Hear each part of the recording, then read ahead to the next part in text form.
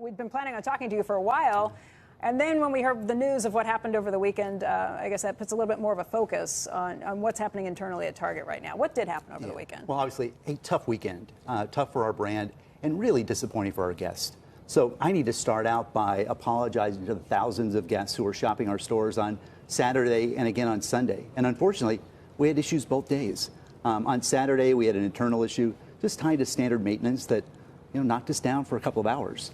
And on Sunday, we had an issue with our partner NCR, one of their upstream data centers. So a disappointing weekend for us. We let down the guest, our consumer.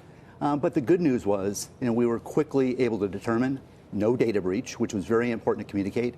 And within a couple of hours, our teams were able to identify the root cause and push the fix to our stores and get us back up and running. But it's so weird. Disappointing performance. Yeah, it's so weird that it happened. One was an internal issue, one was an external issue. There was nothing related between those two outages? There were not, but it just happened to happen. So, a difficult weekend.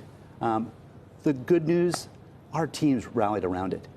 If you look at some of the social media posting, the number of people who posted stories about our store team members trying to make this situation as as positive as it could be for our guests, and they really stood tall, and our guests appreciated it. But we're committed to doing a better job at making sure we provide greater stability going forward. Brian, I read one analyst estimate that said it could have cost you as much as $100 million just based on the number of cashiers that were out for the number of hours. Is it material?